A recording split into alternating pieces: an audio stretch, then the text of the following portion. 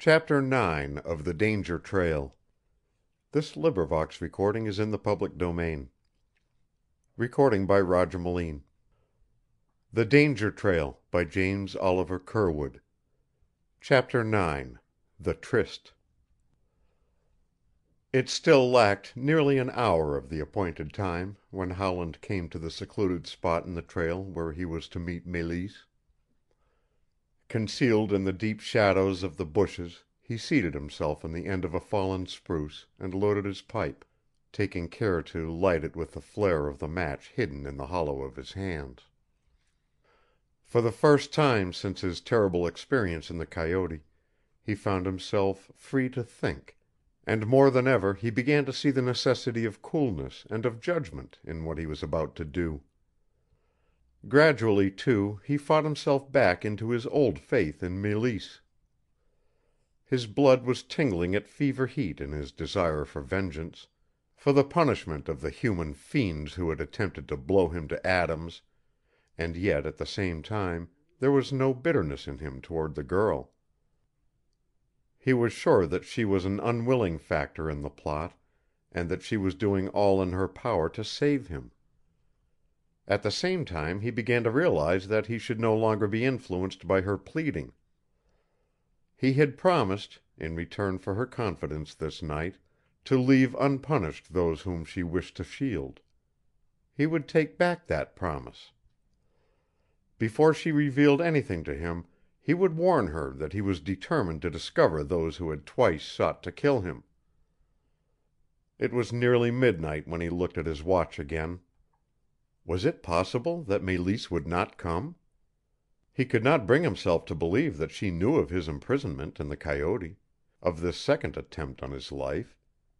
And yet, if she did...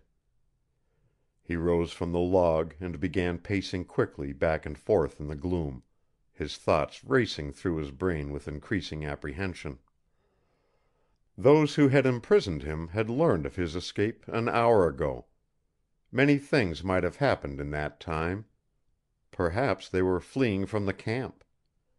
Frightened by their failure and fearing the punishment which would be theirs if discovered, it was not improbable that even now they were many miles from the Wekusko, hurrying deeper into the unknown wilderness to the north.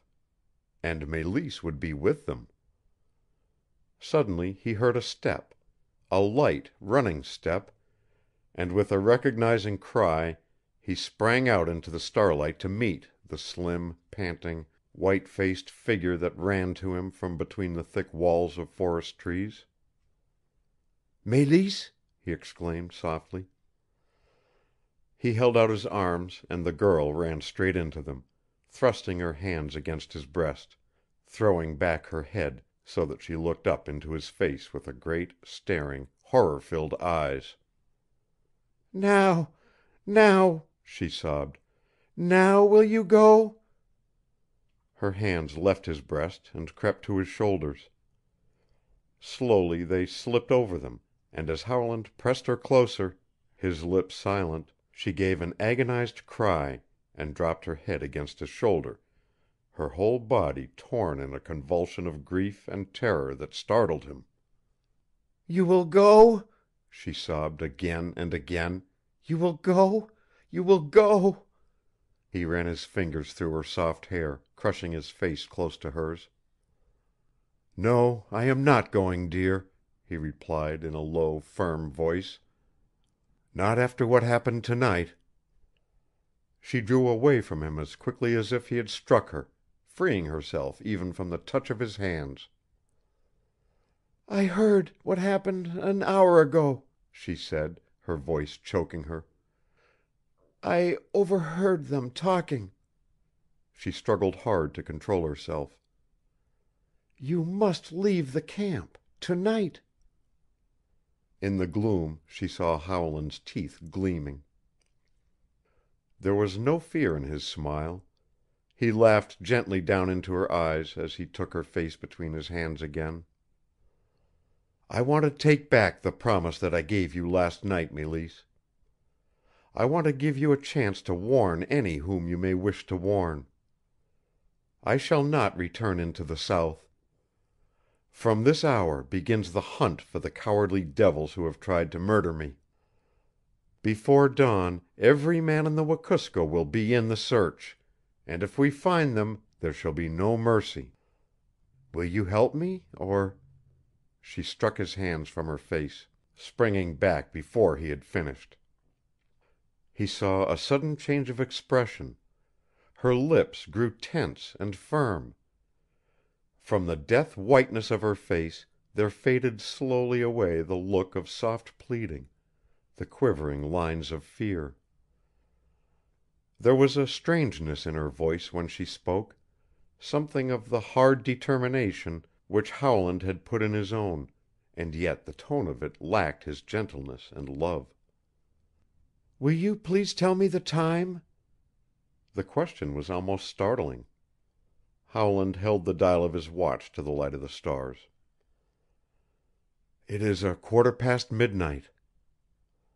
The faintest shadow of a smile passed over the girl's lips.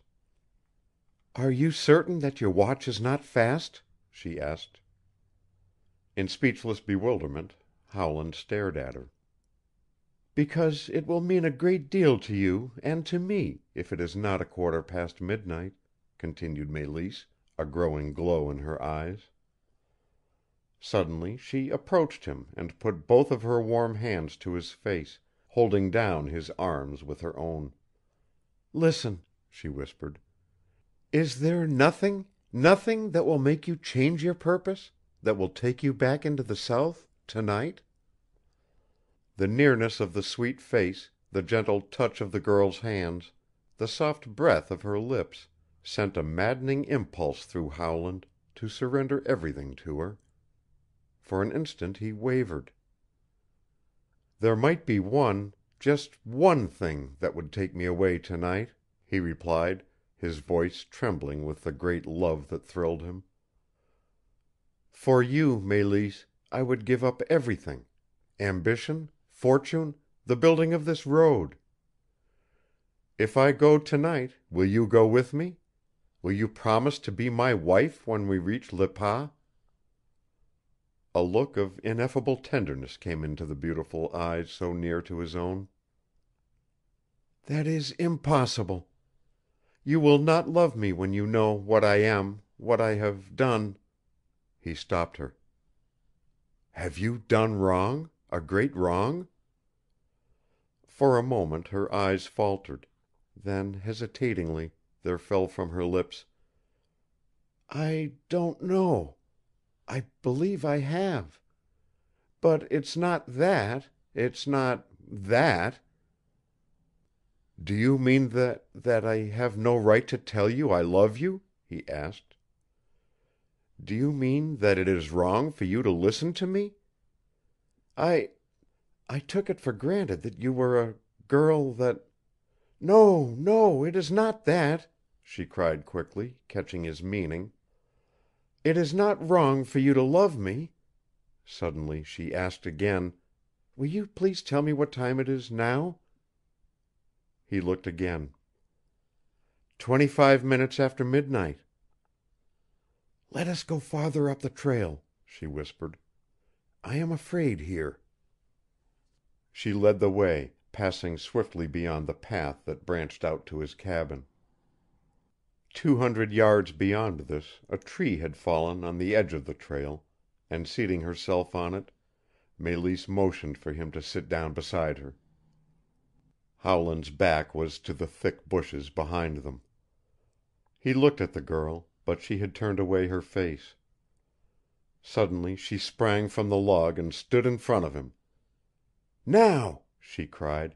"Now!" And at that signal Howland's arms were seized from behind, and in another instant he was struggling feebly in the grip of powerful arms which had fastened themselves about him like wire cable, and the cry that rose to his lips was throttled by a hand over his mouth. For an instant he caught a glimpse of the girl's white face as she stood in the trail. Then strong hands pulled him back, while others bound his wrists and still others held his legs. Everything had passed in a few seconds. Helplessly bound and gagged, he lay on his back